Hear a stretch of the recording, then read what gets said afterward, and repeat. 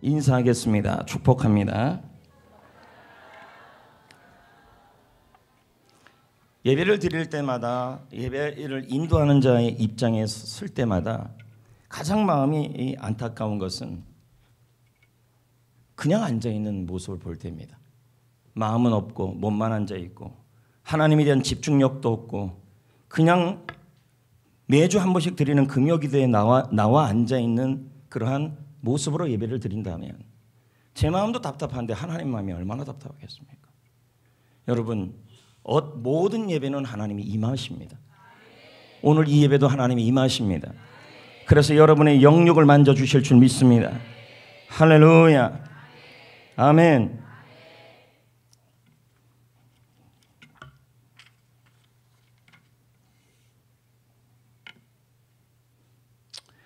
바람 좀 낮출게요. 불나는 성령의 바람은 안 불고 선풍기만 불고 있습니다. 할렐루야. 오늘 이 예배 시간이 진심의 예배, 전심의 예배가 되어서 예배를 통하여, 기도를 통하여, 찬양을 통하여 하나님을 만나시기를 축복합니다. 오늘도 하나님은 여러분을 다스리시고 통치하시고, 물론 육신은 피곤할 것입니다. 왜냐하면 한 주 내내 너무 바쁘게 살아왔고 사람이 취하고 일에 취해서 이런저런 일로 인해서 마음이 답답하고 두렵고 걱정이 많기 때문에 우리가 이때 우리의 시선을 하나님께 집중하고 고정하면 하나님께서 새 힘을 부어주실 것입니다. 할렐루야. 크게 아멘 합시다. 아멘하여 영광 돌립시다. 하나님의 약속은 그리스도 안에서 언제나 예가 되니 아멘하여 하나님께 영광 돌릴지. 고린도후서 1장 10절입니다. 예배는 하나님에 대한 집중력입니다. 오늘 말씀은 헤롯이 예수님이 태어났던 시대, 헤롯 시대입니다. 헤롯 왕은 예수님이 태어나는 게 너무도 싫었습니다. 그래서 아기 예수님을 죽이려고 합니다. 그러나 아기 예수를 죽이려고 하지만 그 상황에서도 하나님은 인도하고 있다는 것입니다. 오늘도 우리의 삶 속에 우리의 삶과 우리의 인생과 우리의 가정과 여러분의 스스로의 믿음까지도 죽이려는 상황과 또 사람들이 있을 수 있습니다. 그러나 여러분, 하나님이 인도하십니다. 믿으시면 아멘. 할렐루야. 할렐루야. 하나님이 인도하시는 줄 믿습니다. 어떻게 인도하실까요? 마태복음 2장 13절에 한 걸음씩 인도하여 주실 것입니다. 자, 그들이 읽어볼까요? 시작. 그들이 떠난 후에 주의 사자가 요셉에게 현명하여 이르되, 헤롯이 아기를 찾아 죽이려고 하고 있죠? 보십시오. 아기 예수를 죽이려고 하고 있지 않습니까? 우리의 인생도 보면 믿음을 죽이려는 사람이 있고 은혜를 죽이려는 사람들이 있습니다. 자, 이런 상황이 있을 때 그래도 하나님은 우리를 인도하십니다. 일어나 아기 예수님이죠. 마리아를 데리고 이집트로 피하여 내가 내게 이르기까지 거기 있으라. 하나님이 인도하고 있는 것이죠. 헤롯이 죽이러 오는 긴박한 상황입니다. 조금이라도 지체하면 예수님은 죽게 되는 것이죠. 우리도 마찬가지입니다. 조금만 지체하면 우리의 믿음이 죽게 되고, 조금만 지체하면 우리의 은혜가 죽게 되고, 조금만 지체하면 우리의 신앙이 죽게 되고, 조금만 지체하면 우리의 인생이 죽게 될 수 있는 상황에 처할 수도 있습니다. 그러나 여러분, 하나님이 인도하실 것입니다. 인도하여 주실 것입니다. 할렐루야. 누구를 통해 인도하셨냐면요, 바로 요셉이었습니다. 마리아가 아니었다는 것입니다. 저는 생각하기로 하나님께서 마리아를 통해 인도하는 게 더 맞다고 생각할 수 있죠. 왜? 성령으로 잉태하여 아기 예수를 탄생하고 믿음도 좋았던 사람이 마리아니까. 그런데 마리아가 아니라 요셉에게 갈 곳과 갈 때를 알려주고 있습니다. 물론 남녀는 평등하죠. 하지만 하나님께서는 역할과 질서를 인정하고 있는 것입니다. 그래서 마리아는 요셉을 따라가면 되었습니다. 자, 여러분, 질서에 따라, 이 말은 여러분의 상황 속에서 하나님이 긴박한 상황, 믿음이 죽게 되는 상황, 그리고 은혜가 죽게 되는 상황, 여러분의 인생이 무너지는 상황에 있을 때 그때 살 길은 하나님이 인도하심인데, 어떻게 인도하시냐면 질서와 역할에 따라 인도하신다는 거예요. 누굴까요? 리더겠죠. 아멘 안 할 줄 알았습니다. 셀리더의 질서, 리더를 통해 인도하실 수 있습니다. 할렐루야. 또 리더가 너무 영험해가지고 기도해보니까 너무 또 그러지 마세요. 무섭서 못 갑니다. 무섭서가 아니라 무서워서 못 갑니다. 적당히 하십시오. 상식선에서 넘어가지 마십시오라는 얘기죠. 기도했는데 뭐가 막 왔다 갔다 한다. 조심해라. 점쟁입니까 여러분? 기도해 준다 하면 되는 거고 힘 주면 되는 거지. 무슨 영험하게 가지 마시라고요. 신비주의에 빠지지만 신비는데도 신비주의는 안 됩니다. 아멘을 크게 하시는데 전력이 있는가 보죠. 그러자 요셉은 즉시 순종합니다. 또 그 말에 상처받고 시험 들지 마십시오. 대충 던지는 말에 자꾸 걸리면 안 돼요. 마태복음 2장 14절 읽어봅시다. 시작. 요셉이 일어나서 밤에 아기와 그의 어머니를 데리고, 다시 말씀드리지만 하나님은 신앙의 위기, 은혜의 위기, 인생의 위기가 올 때 특별히 교회에서는 질서를 통하여 인도하신다. 꼭 기억하셔야 돼요. 여긴 요셉이니까 가정이겠죠. 어떻든 하나님은 질서와 역할을 통해 여러분을 인도해 갈 겁니다.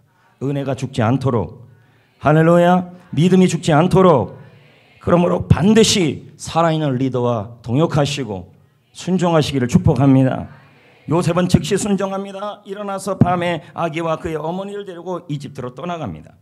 여러분, 요셉은 어떻게 합니까? 즉시 움직인 것입니다. 즉시. 여러분, 가장 무서운 마귀가 어떤 마귀인 줄 아십니까? 차차마귀입니다. 차차하겠다.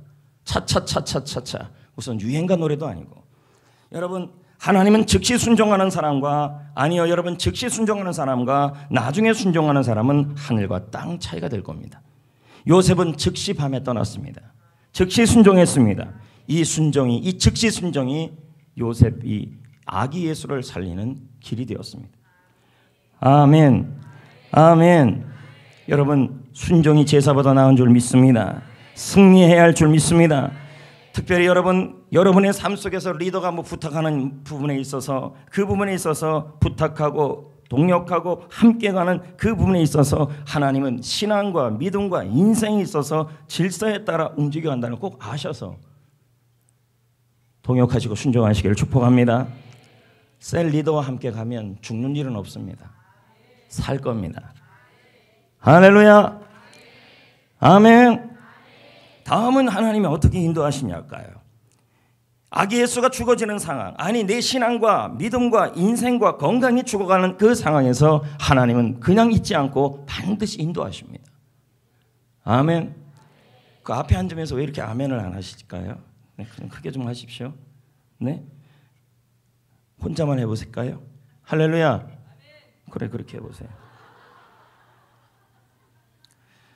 저는 아멘을 먹고 삽니다. 아니, 하나님은 아멘을 먹고 삽니다. 잘못 발음하면 라면이 돼버립니다. 아멘입니다. 아멘이 중요합니다. 저 뒤쪽에서는 아멘을 안 나오시면 큰일 납니다. 할렐루야. 살아있는 예배가 되셔야 할 줄 믿습니다. 여러분, 이 아기 예수가 죽는다는 상황은, 헤롯이 아기 예수를 죽이는 상황은 헤롯이라는 사람 자체가 너무 나쁜 사람이죠. 근데 이런 신앙의 위기, 인생의 위기, 은혜의 위기, 믿음의 위기, 각가지 위기가 왔을 때 하나님은 여러분을 인도하신다는 거예요. 어떻게? 리더를 통해, 질서를 통해 인도하신다는 거예요. 두 번째는 뭐냐면 말씀으로 인도하신다는 거예요. 별말 아닌 것 같은데요, 여러분, 헤롯 같은 사람으로 인해 믿음의 위기, 은혜의 위기, 인생의 위기, 가정의 위기가 왔을 때 여러분이 할 일은 뭐냐면 바로 말씀을 붙들어야 돼요. 그것만 잡으면 됩니다. 하나님이 그 말씀으로 여러분을 인도하셔요. 자, 마태복음 2장 15절에 읽어봅시다. 헤롯이 죽기까지. 자, 헤롯이 죽은 거예요. 헤롯이 예수님을 죽인 거예요. 헤롯이 죽은 거예요. 이해되시겠어요? 이해되시겠어요? 하나님이 지금 요셉에게 뭐라고 얘기하냐면 헤롯이 죽기까지 이집트에 있어라. 근데 이 말씀이 주께서 선지자에게 하신 말씀이라고 얘기를 해요. 자, 헤롯이 아기 예수를 죽이려는 상황에서 요셉이나 마리아나 아기 예수 입장에서는 가정의 위기, 인생의 위기, 믿음의 위기, 삶의 위기가 다 온 거예요. 이때 어떻게 하나님이 인도하고 있냐면 주께서 선지자에 하신 말씀이 있었다는 거예요. 그 말씀이 뭔지를 요셉에게 알려주고 있어요. 그게 뭐냐? 이집트로부터 내 아들 예수를 불러낼 거다. 그 말씀이 얘기해주고 있는 거예요. 이 말씀이 어디 나오는데요? 호세아 선지자가 한 말씀이에요. 하나님께서 구약시대에 호세아 선지자를 통해서 나중에 아기 예수가 태어나는데, 아기 예수가 헤롯으로 인해 죽일 위기에 있을 때 그 아기 예수가 이집트에 가 있을 것이다. 그러나 그 이집트에 가 있을 때 헤롯이 아기 예수를 죽이려고 하지만 그 이집트에 가 있을 때 내가 헤롯이 죽기까지 있다가 이집트로부터 내 아들 예수를 불러낼 거다. 그 말씀을 하신 거예요. 호세아를 통해서. 호세아 11장 1절을 보면 이렇게 나옵니다. 읽어볼까요? 시작. 이게 아기 예수의 나중에 모습을 얘기하는 거죠. 지금 이 하나님께서 요셉에게, 요셉아, 네가 지금 헤롯 때문에 네 아들이 위기가 있고 너도 위기가 있고 곧 갖가지 어려움이 있을 때 네가 지금 어떻게 인도함을 받아야 되냐면 다른 거 다 필요 없다. 말씀 하나 꽉 붙들고 있으면, 그 말씀을 붙들고 있으면, 할렐루야, 그 말씀을 붙들고 있으면, 그 말씀을 붙들고 있으면, 말씀에 붙들고 있으면, 말씀만 붙들고 있으면 저절로 하나님이 인도하신다는 거예요. 말씀 잡고 있으면 하나님이 인도하신다는 거예요. 왜요? 말씀은 하나님이시기 때문에. 아멘. 이집트는 아까 우리가 예수님을 하나님께서 요셉에게 어디에 가 있으라고 얘기를 한 거예요? 이집트잖아요. 애굽. 맞죠? 그러면 과거의 이집트는 이스라엘 백성들에게 어떤 곳이냐면 400년 노예 생활하던 곳이에요. 탈무드에 보면 세계에서 90%의 우상이 다 이집트에 있다 그럽니다. 나머지는 10%가 전 세계에 있다는 말까지 나오고 있습니다. 그런데 우상도 많은데 어떻게 보면 가장 그 당시에 가장 발전한 나라 중에 하나가 이집트였다는 거죠. 이스라엘 입장에서도 노예 생활은 너무 힘들지만 살기 편한 곳은 또 이집트에 먹을 게 충분했으니까. 그러니까 오죽 가면 광야 생활할 때 이스라엘 백성들이 차라리 이집트에서 살았더라면 그래도 뭐라도 있었을 텐데, 그런 얘기를 했던 거죠. 성도 여러분, 우리는 예수를 믿지 않습니까? 할렐루야. 근데 여러분들 중에서 예수님을 믿어도 이집트에서 살고 싶은 사람들이 있어요. 이집트는 죄가 많고 우상 숭배가 있지만 살기 좋아요. 그래서 예수님은 우리에게, 그래서 하나님은 예수님을 통하여, 오늘 이 말씀을 통하여 한 번 더 보여주는 거예요. 이집트에서 나오라고요, 우리에게. 강남이 어떤지 모르겠습니다. 제가 안 살아서 그런데 예수를 믿어도 강남을 선호하고, 이거 잘못 얘기했다 큰일 나겠는데요, 여러분.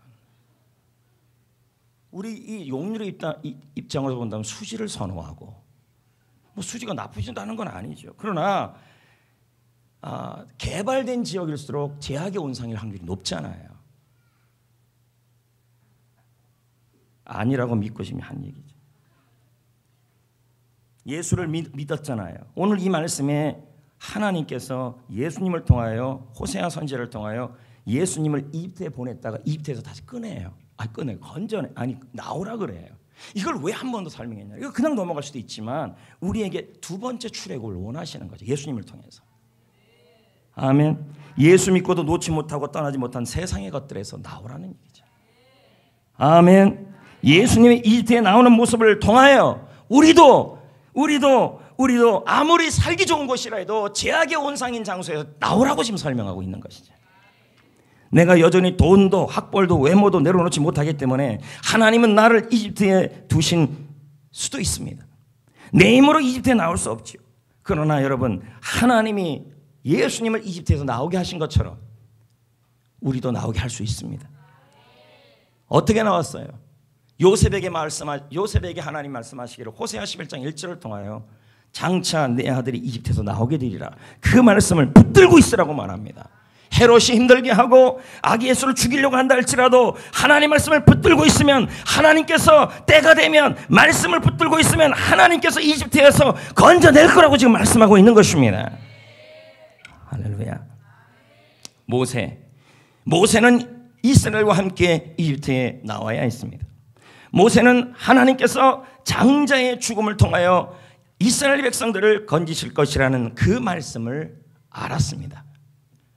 모세는 어떠한 상황에서도 하나님이 우리를 어떻게 인도하실지, 어떻게 이 이집트의 바로의 품에서 우리를 건져낼지 몰랐습니다. 그럼에도 불구하고 모세가 한 것은, 반드시 했던 것은 그 핍박 속에서도 하나님의 말씀만은 찾고 있었다는 것입니다.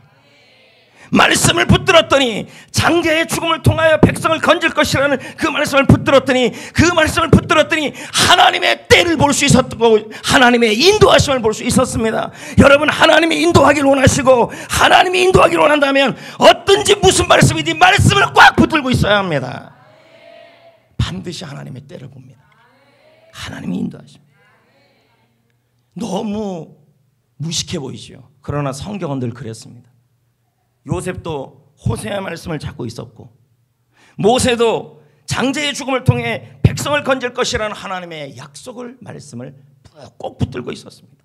너무도 힘들고 너무도 위기가 심하고 어려움 중에 처하지만 그럴수록 말씀을 붙들고 있었더니 하나님께서 그 말씀을 붙든 이스라엘을 인도하여 주신 것입니다. 예배 시간에 은혜 받으십시오. 성경 읽으면서 은혜 받으십시오. 말씀 붙들고 있으십시오. 아무리 힘들어도, 아무리 헤롯이 있어도, 아무리 바로가 있어도 하나님 말씀 꽉 붙들고 있으면 하나님이 내 삶을, 타이밍을 실수 없이 인도하여 주실 것입니다. 정말 못된 사람들이, 바로가 정말 못된 사람이 헤롯 아닙니까? 그래도 말씀 붙든 사람이 이깁니다. 모세는 바로의 완악함 때문에 좌절하지 않았습니다. 지금 자신이 바라고 있는 일이, 바라는 일, 소망하는 일이 일어나고 있지 않아도 실망하지 않았습니다. 왜인지 아십니까? 말씀을 붙들고 있어야 합니다. 주의 말씀은 내 발의 등이요 내 길의 빛이니이다. 다시 한번요. 주의 말씀은 내 발의 등이요 내 길의 빛이니이다. 주의 말씀이 나를 인도하십니다. 그 말씀을 꽉 붙들고 있으면, 아무튼 무슨 말씀이든 붙들고 있으면 하나님이 인도하시는 줄 믿습니다. 할렐루야. 여러분, 아멘을 하시는 분들 하나님께 영광 돌리는 건데, 오늘 앉아 계시면서도 아멘을 안 하시는 분들은 어떤 말씀에 아멘을 하실 겁니까? 지금 여러분의 삶과 직결한 레마를 전하는 거 아닙니까? 여러분의 생각에 너무 신선해야 아멘을 하실 겁니까? 말씀이 여러분이 깨달지 못하는 굉장히 신선해야 아멘 하실 것입니까? 하나님의 말씀은 다 하나님의 말씀입니다. 할렐루야. 세상은 완악함을 우리를 향하여 드러냅니다. 그러나 여러분, 아무리 헤롯이나 바로가 여러분의 삶 속에, 여러분의 인생 속에, 여러분의 공동체 속에, 여러분의 삶의 터전 속에 바로와 헤롯 같은 그러한 완악한 일들이 일어날다 할지라도 그때마다 우리는 말씀을 붙들고 있어야 합니다.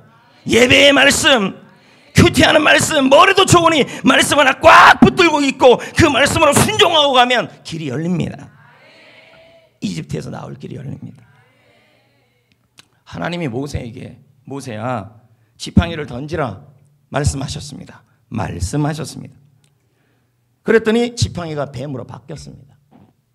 그랬더니 하나님께서 다시 모세에게 말했습니다. 모세야, 손을 내밀어서 뱀의 꼬리를 잡아라. 여러분, 뱀의 꼬리를 잡으면 물려 죽습니다. 뱀은 짝대기를 가지고 머리를 눌러서 머리부터 잡아야 하는 것입니다. 근데 하나님은 뱀의 꼬리를 잡으라는 것입니다. 위험한 상황 아닙니까? 우리 인생에 이걸 뭘 얘기하냐면, 앞으로 모세야, 네가 뱀처럼 뱀과 같은 위험한 상황에 처해질 수도 있고, 어려운 상황에 처해질 수 있고, 그리고 이집트에 가서 바로와 전쟁을 하고 광야에서 할 때 이 수많은 어려움이 있을 때 네가 머리로, 상식으로 하나님 말씀을 따라오지 말고 주님의 말씀이면 붙들어라. 주님의 말씀이면 잡아라. 주님의 말씀이면 붙들고 있어라. 그러면 길이 열릴 것이고 살 길이 열릴 것이다. 하나님이 인도할 거다. 그걸 지금 알려주시는 거예요. 모세가 어떻게 합니까? 꼬리를 잡습니다. 잡았더니 어떻게 됩니까? 지팡이로 변하는 거 아니겠습니까? 말씀만 붙들면 됩니다. 길이 보이고 나올 길이 생기는 줄 믿습니다. 모세가 또 말합니다. 모세야, 네가 가서 바로 앞에 서라. 하나님이 말씀합니다. 모세가 말합니다. 저는 입이 뻣뻣하고 혀가 둔합니다. 모세는 말합니다. 나는 자질이 부족합니다. 나는 자질이 없습니다. 나는 능력이 부족합니다. 나는 모든 것이 부족합니다. 그러면서 하나님의 사명을 거절합니다. 그러나 하나님은 광야 40년 동안 말 못하는 모세의 핸디캡을 고치지 않았습니다. 모세는 계속 뻣뻣했고, 모세는 혀가 계속 둔했고, 계속 말을 못했습니다. 왜요? 하나님이 왜 모세의 입을 바꾸지 않았습니까? 왜 모세의 언어 생활을 바꾸지 않았습니까? 왜 모세가 말 잘하게 만들지 않았습니까? 왠지 아십니까? 그가 말을 잘하고 못하는 건 하나님께 중요하지 않기 때문인 것입니다. 자질이 문제가 아니라는 것입니다. 가지고 있는 실력이 문제가 아니라는 것입니다. 하나님의 말씀을 붙들고 살면 광야에서도 승리할 수 있다는 것을 알기 때문에 자질로 사명을 감당하지 말고 말씀을 붙들고 승리하라는 것입니다. 오죽하면 하나님이 신명기에 이렇게 말합니까? 하늘에서 내려오는 사람은 입에 먹는 것으로, 사람은 떡으로 사는 것이 아니다. 광야에서 뭐로 살라는 거예요? 말씀으로 살 수 있다. 말씀 붙들면 인도함을 받을 수 있다, 이거지. 할렐루야. 오늘도 하나님께서 여러분을 인도합니다. 예배 시간에 왜 예배를 중요합니까? 예배 시간에 말씀을 통해 하나님이 임재하잖아요. 그러면 그 임재할 때요, 다 똑같이 하나님이 그 말씀에 스파크가 에서 주님을 만나는 게 아니에요. 그 말씀이 내 말씀이라고 전심으로 집중하는 사람에게 그 말씀이 와는 그 똑같은 말씀이에요. 헤롯이나 바로로 인해서 삶이 어렵고 힘들고, 그리고 어떻게 살아가야 좋을지 모를 때 어떡하라고 지금 성경은 말하고 있습니까? 요셉은 말씀 하나 잡았잖아요. 모세도 말씀 잡았잖아요. 말씀에 꽉 붙들고 있으라는 거죠. 말씀의 은혜 속에 꽉 빠들려 있으라는 거예요. 어떤 분은 그럽니다. 삶이 힘들 때, 목사님 나 요즘 말씀이 은혜로워요. 왜 평상시에는 은혜 못 받아요? 지금 제 말을 지금 심각하게 들으셔야 돼요. 왜 힘들 때만 말씀이 은혜가 돼요? 늘 말씀의 은혜를 받으셔야죠. 그래야 그 말씀을 갖고 하나님이 인도하시는데, 아무 일 없을 때는 말씀이 냉랭하게 들려오고, 뭔 일 있으면 말씀이 내 말씀이라고 말하고, 어떻게 신앙생활을 그렇게 합니까? 문제 터지고 하나님의 말씀이 내 말씀입니까? 문제가 터지든 안 터지든 항상 하나님의 말씀에 붙들려야 돼요. 꽉 붙들려 살아야 그 말씀이 여러분을 인도하시는 거죠. 아멘. 그래서 제가 매 예배마다 중요하게 여기라는 말이죠. 다음요. 하나님이 또 우리를 어떻게 인도하실까요? 자, 마태복음 2장 19절 20절을 보겠습니다. 마태복음 2장 19절 20절 시작.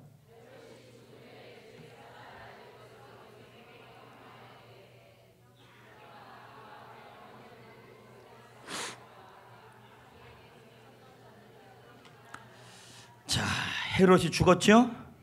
그래서 주님의 천사가 나타났죠? 요셉에게 나타나가지고 뭐라 그래? 일어나서 돌아오라 그랬죠? 네? 나를 힘들게 하는 사람이 한 명만 있어도 두렵고 무섭잖아요. 근데 그 사람이 나라의 왕이잖아요. 그럼 얼마나 두렵겠습니까? 하지만 헤롯이 예수님을 죽이려고 했던 것이 그가 예수님보다 더 큰 왕이었기 때문인 것입니다. 마찬가지로 사울이 다윗을 죽이려고 했던 것도 하나님의 기름 부음이 다윗에게로 넘어갔다는 걸 알았기 때문인 것입니다.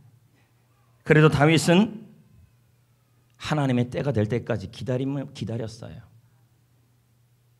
여러분, 때로는 여러분 기다림도 인도하심이에요. 자, 여기 헤롯이 죽을 때까지 예수님이 이집트에서 기다렸잖아요. 요셉이 아들을 데리고. 맞아요? 그렇게 죽을 때까지 기다리라는 것도 인도하심이라니까요. 가기 싫은 이집트 가라고 하시더니, 헤롯이 죽기까지 기다리라고 하시더니, 게다가 잔인한 헤롯은 예수님을 안 믿는데도 잘 먹고 잘 살고 있더라는 거죠. 어떻게 그럴 수 있을까요? 그러나 여러분, 하나님은 공의의 하나님이시며 살아계시는 분이십니다. 믿으시면 아멘. 역사학자 요세푸스에 의하면 이 헤롯이 죽을 때 내장이 썩고 벌레가 나는 심한 병에 시달리다가 비참하게 죽었다 그럽니다. 결국 악인의 종말은 이렇습니다. 헤롯이 죽기까지 잘 기다리고 있는 사람은 이집트에 살아도요, 비록 이집트 같은 상황에 살아도 하나님의 인도하심을 받습니다. 여러분은 하나님의 때가 될 때까지 가기 싫어도 있어야 될 이집트는 어디입니까? 하나님의 때가 될 때까지 기다려야 될 나의 헤롯은 또 누구입니까? 하나님은 기다림을 통해 인도하시기도 합니다. 결국 하나님은 요셉을 인도합니다. 21, 22절 읽어볼까요? 시작. 요셉이 일어나 아기와 그의 어머니를 데리고 자 이제 돌아왔죠. 그랬더니 이번에는 그 아들이 또 나타나요. 미치고 팔짱을 누르십니다. 그러나 헤롯의 아들 누가 나와요? 아켈로. 얘는 더해요, 여러분. 그의 아버지 헤롯을 이어 유대 임금됨을 듣고 거기서 가기를 무서워하더라. 요셉이 순종했죠. 그래서 이스라엘 땅으로 왔죠. 주의 사자를 통해 인도함을 받았죠. 아니 주의 사자를 통해 인도함을 받은 지금 어떤 일이 일어나고 있어요? 때로는 여러분 우리가 기다리다가 주의 사자를 통해 주의 천사를 통해 인도함을 받고 인도하면 그 길에 어떤 일이 일어날 때가 있냐면 아버지 헤롯이 죽으니까 아들 헤롯이 임금이 돼서 기다리고 있는 일들이 일어나기도 해요. 참 말도 안 되는 상황이죠. 이거죠. 주님이 기다리라 그래서 기다리고 말씀 붙들고 있으라서 붙들고 있어서 기다렸는데 기다림도 인도하심이라고 하고 기다렸는데 그리고 나서 기다렸더니 아버지가 죽었어요. 할렐루야. 그리고 주님이 그럽니다. 이스라엘로 가라. 그랬더니 더 무서운 아들이 지금 왕이 돼가지고 있는 거예요. 하나님이 인도하시는 길에 이런 일이 일어난 거죠. 예를 들면 이런 거죠. 시부모님 병수수발 했어요? 효도했어요? 그러다가 하늘나라 가셨어요? 그런데 이번에는 남편이 속을 썩여요. 이런 예예요. 예를 들면 남편을 열심히 섬겼어요. 그러다가 그 남편이 예수를 믿게 됐어요.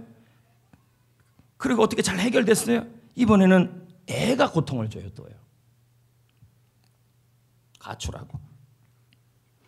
주의 사자를 통해 인도함을 받았어도 헤롯의 아들 아켈레오가 임금이 되니까 또 가기가 무서워졌습니다. 시집살이가 무서워요. 남편이 무서워요. 환경이 두려워요. 그래서 생명 내놓고 기도했어요. 두려움이 사라졌어요. 욕을 하면 욕을 듣자 죽으면 죽으리라까지 했어요.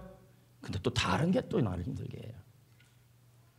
날마다 말씀으로 인도함을 받고 하루를 시작해도 두렵고 무섭고 슬픈 일이 너무도 많은 세상입니다. 하나님의 인도하심도 받고 있는데도 두렵고 무서운 일들이 또 다른 아켈로들이 우리 가운데 일어나고 있다는 것입니다. 여러분 이 무서움이 두려움이 굉장히 큰 거예요. 두려움이 어디서 오는데요? 아켈로 때문에 와요. 한 길을 건너서 겨우 기다림을 통해 이겨냈는데 이겨내서 이번에는 주님이 인도하시는 길에 좋은 일이 일어날 줄 알았는데 또 다른 벽이 하나 또 생겨버리는 거죠. 이럴 때 우리 마음속에 무서움과 두려움이 오는 거죠. 오죽하면 우리 하나님도 하도 우리가 두려워하니까 성경에 365번이 두려워하지 말라가 있다 그러지 않습니까? 2차 세계대전에 총을 맞아 죽은 사람보다 두려워서 죽은 사람이 더 많다 그러지 않습니까?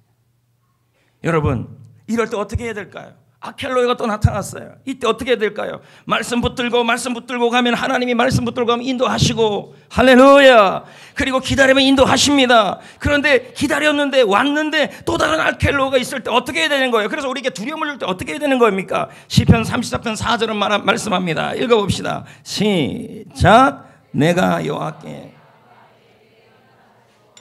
내 모든 두려움에서 나를 어떻게 했어요? 언제요? 내가 뭐 할 때예요? 여호와께 간구할 때. 여러분 부르짖고 기도하면 아켈로이는 아직 있다 할지라도 저와 여러분의 마음속에 아니 여러분의 마음속에 우리 하나님께서 두려움에서 건져주시고 결국은 승리하게 하여 주실 줄 믿습니다. 할렐루야. 주여 아켈로이를 없애주옵소서가 아니에요. 나를 보호하시고 지켜주시고 두려움에서 건져주옵소서. 그게 맞는 거죠. 다윗이 큰 환난 중에 있었어요. 너무 무서웠어요. 그때 어떻게 그는 반응합니까? 다윗은 환난 중에 있을 때 온 신경의 집중을 누구한테 집중했냐면 여호와를 바라라, 하나님을 기다려라, 하나님께 집중했어요. 그 환난을 씹지 않았다는 거죠. 볼까요? 시편 25편 1절 2절 여호와여 나의 영혼이 주를 2절 나의 하나님이여 내가 주께 뭘 지금 바라보고 있는 거예요? 문제를 보고 있는 거예요? 지금의 그 아켈로를 보고 있는 거예요? 다윗을 배신한 사람들을 보고 있는 거예요? 아니면 여호와를 보고 있는 거예요? 여러분, 하나님을 보는 게 너무 중요합니다. 하나님을 바라보는 게, 내가 주님을 바라보는 게 너무도 중요한 것입니다. 오늘 이 자리에 다 같이 크게 아멘 하십시오. 오늘 이 자리에 환경을 보지 마시고, 문제를 보지 마시고, 질병을 보지 마시고, 하나님께 온 신경을 집중하실 때 마음의 자유함이 생길 것입니다. 아멘.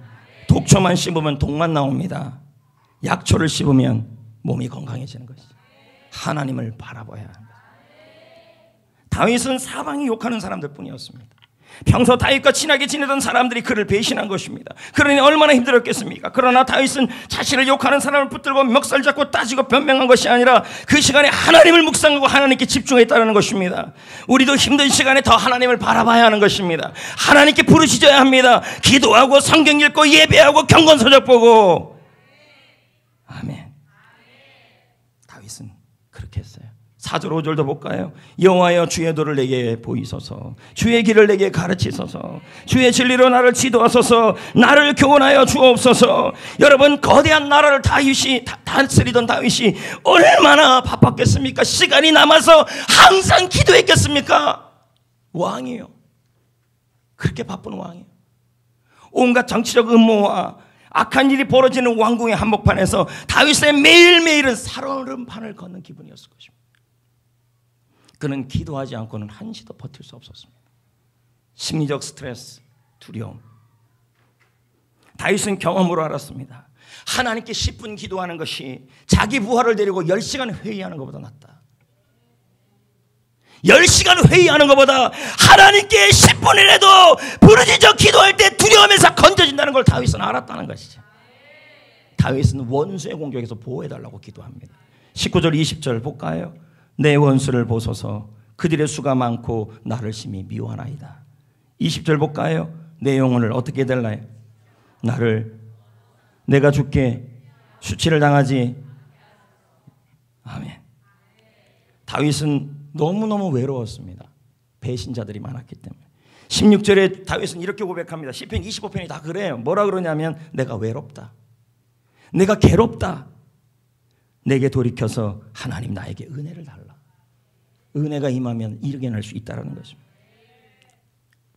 다윗은 누가 아군인지 누가 적군인지 구분도 안 될 정도로 그렇게 상황이 힘들었습니다. 시편 25편의 상황이 그런 상황이에요. 이 상황에서 절박하게 다윗은 하나님께 구합니다. 부르짖습니다. 나를 보호하여 주옵소서. 나를 보호하여 주옵소서. 나를 지켜 주옵소서. 근데 여러분, 이 다윗이 자신을 배신한 그들을 향하여 멸망시켜달라고는 기도를 안 했어요. 왜요? 내가 굳이 기도 안 해도 하나님은 그런 사람은 심판하시기 때문에. 할렐루야. 내가 할 일은 공격하는 그 사람을 향하여 그 사람들에게서 우리를 지켜달라는 그 기도를 다윗이 한 거예요. 그리고 그 사람들, 그 다윗을 배신했던 그 사람들을 향해서는 어떻게 해요? 멸망시켜달라고 하지 않았다는 거죠. 그럼 어떻게 해요? 하나님이 멸망시킬 겁니다. 그 입술을 더럽히지 않았다는 거죠. 아멘. 하나님은 기도하는 자를 보호하십니다. 칼은 내가 안 들어도 돼요. 하나님이 드십니다. 기도하는 자가 승리합니다. 이깁니다. 할렐루야. 할렐루야. 기도하고 하나님의 말씀을 붙들고 가는데도 계속 아켈로가 있습니까? 그래서 두렵습니까? 우리 부르짖고 기도합시다. 하나님을 바라봅시다. 문제를 보지 맙시다. 하나님께 온 신경을 집중합시다. 나를 보호해달라고 기도합시다. 두려움이 떠나질 것입니다. 두려움에서 건져질 것입니다. 마지막으로 하나님은 우리를 어떻게 인도할까요? 어떨 때 보면요, 우리를 아주 낮은 자리로 인도할 때가 있어요. 왜 그러시는지 몰라요. 예? 내가 여기까지 낮아져야 되는가? 근데 그것도 하나님의 인도하심이라는 거죠. 볼까요? 22, 23절 꿈에 어디로 가래요? 예수님을 향하여, 요셉을 향하여. 그리고 그 지역이 어디래요? 나사렛 동네라는 거예요. 여러분, 나사렛 동네 뭐 지금이야 대단하지만 이스라엘에 돌아와도 요셉과 아기 예수와 마리아는 뾰족한 수가 없었어요. 그래서 어디로 갔어요? 갈릴리 나사렛 지방으로 간 거죠. 하나님은 예수님이 이집트에 있을 때 숨어있게 하셨고, 그런데 이스라엘에 돌아와서는 어디로 갔냐면 비천한 시골, 아주 시골, 가장 시골 지역으로 요셉을 데리고 간 거예요. 인도하신 거예요. 나중에 예수님을 우리는 뭐라 그럽니까? 나사렛 예수 그리스도의 이름으로 이렇게 가잖아요. 당시에 이 나사렛은 가장 비천하고 가장 보잘것없는 시골이 나사렛이었어요. 근데 하나님께서 예수님을 그런 대로 지금 낮은 데로 인도하신 거예요. 예수님은 하늘 보좌에서 이 땅에 오셨습니다. 왜 하나님은 예수님을 낮은 자리로 인도하실까요? 하나님의 일을 이루기 위해, 사명을 이루기 위해 나사렛을 거점으로 해서, 나사렛 갈릴리를 거점으로 해서 생명사역을 이룰 수 있는 가장 합당한 지역이 거기였기 때문입니다. 가장 낮은 지역으로 인도하신 것입니다. 성도 여러분, 하나님이 저와 여러분을 왜 용인 이동읍 성전으로 인도하셨을까요? 아니, 어떤 분은 자신의 사업장에서, 직장에서, 아니면 일터에서 낮은 자리로 인도할 때가 있다는 거죠. 여기까지 내가 내려가야 되나? 하나님이 인도할 때가 있다니, 그렇게 해요. 왜 여기까지 내가 낮아져야 되는가? 여러분, 하나님은 실수하지 않는 분이에요. 아멘. 하나님은 우리를 왜 교회 성장의 입장에서 부흥이 되기 어려운 여기 이 지역에 우리 교회를 세웠을까요? 낮고 낮은 지역으로 왜 여러분을 성전교회로 등록시켰을까요? 이곳에서 사명 이루라고. 모든 것이 다 갖추어지고 편안한 시설이 있는 지역에서 부흥을 이루면, 저는 몇 번 얘기했잖아요. 그건 간증이 안 된다. 하지만 낮은 자리에서, 힘든 자리에서 사명을 감당하면, 그래서 부흥을 이루면 그것은 하나님이 주시는 간증이 될 수 있다는 것입니다. 지금 여러분을 하나님이 어떤 자리로 두고 계십니까? 아내의 자리, 남편의 자리, 부모의 자리, 자식의 자리, 사역의 자리, 직장의 자리. 근데 이 자리가 너무 낮고 천한 자리가 되어 있습니까? 환경 때문에 절망하지 맙시다. 낮은 자리로 인도하시는 것도, 하나님의 인도하심입니다. 하나님은 어떤 환경에서도 하나님의 일을 이루시는 분이십니다. 하나님은 나 때문에 결코 손해보지 않을 겁니다. 내가 낮은 자리에 있다고 우리를 손해보거나 하나님도 손해보는 일은 없을 것입니다. 왜요? 우리 하나님은 결코 실수하지 않는 분이시기 때문에. 지금 있는 자리가 낮은 자리입니까? 하나님이 그 자리를 보냈습니까? 내가 왜 이렇게 연약한 자리까지 내려가야 합니까? 하나님의 인도하심입니다. 그 자리를 통하여 하나님이 큰 하나님의 사명을 이루기 위해 때로는 그렇게 하신다는 것입니다.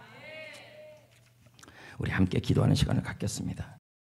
찬양하는 시간도 갖겠습니다. 하나님을, 여러분을 사랑하고 있는 줄 믿습니다. 우리도 주님을 사랑해야 할 줄 믿습니다.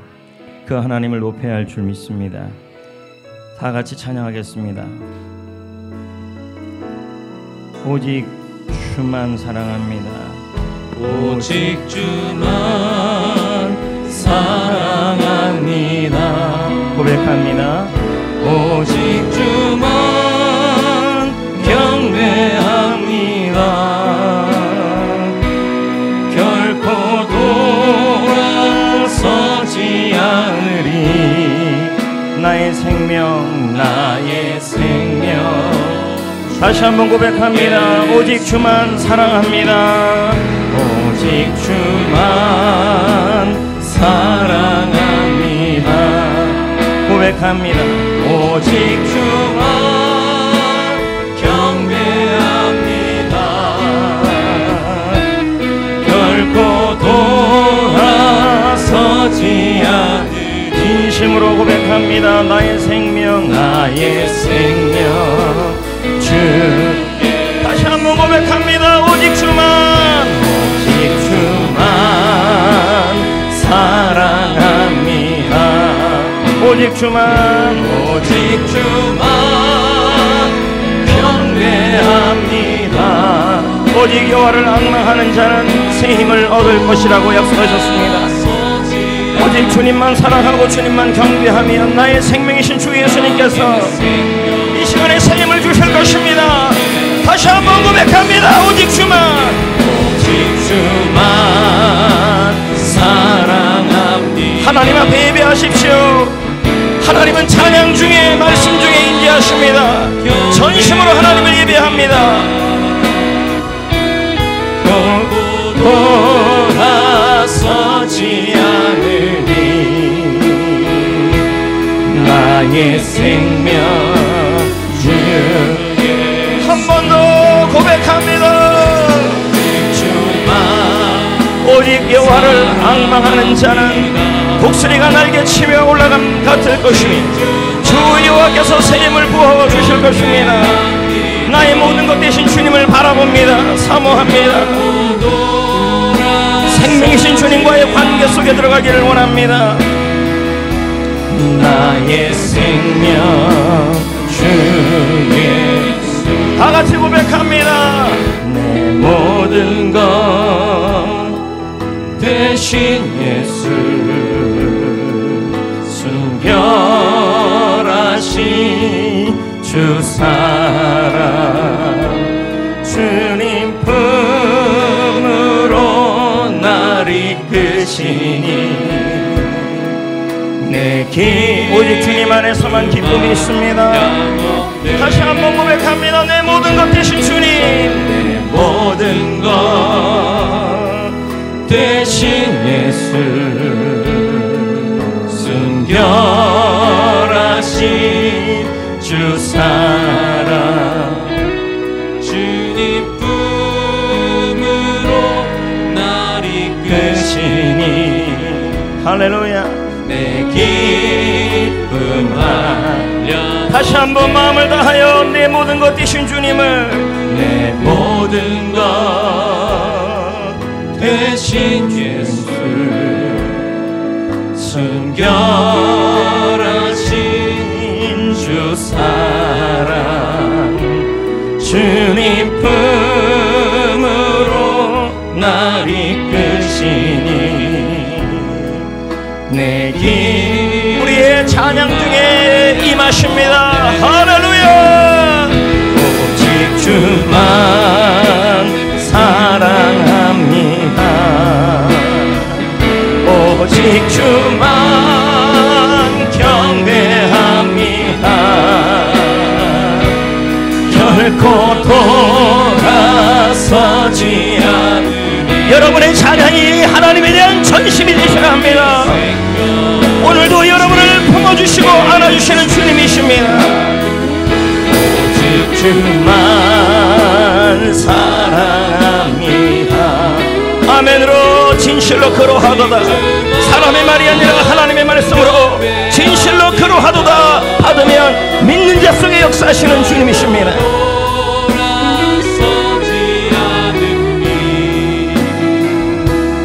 나의 생명 주 예수 오직 주만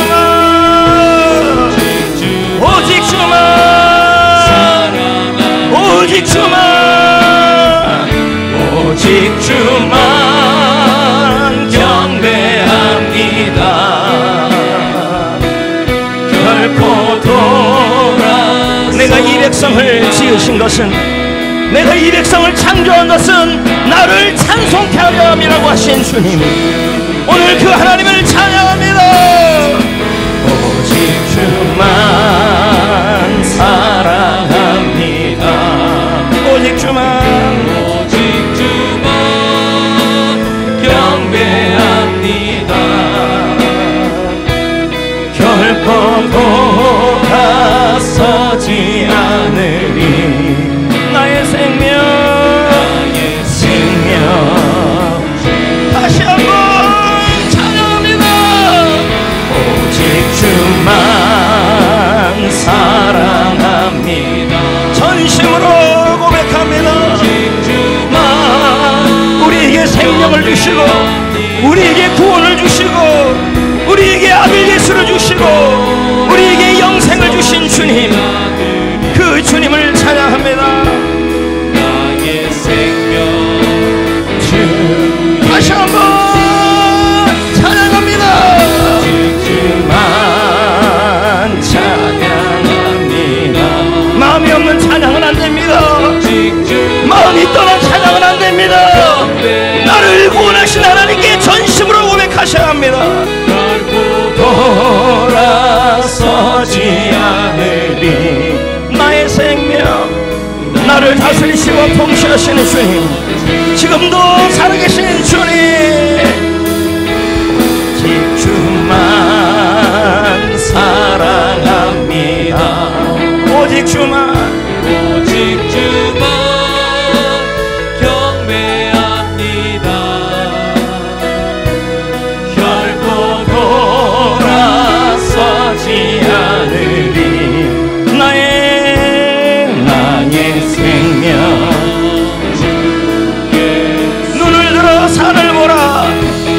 눈을 들어 산을 보아라. 나의 도움 어디서 올까? 어디서? 천지지으신 나를 만드신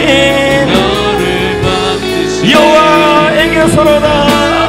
여호와께로 눈을 들어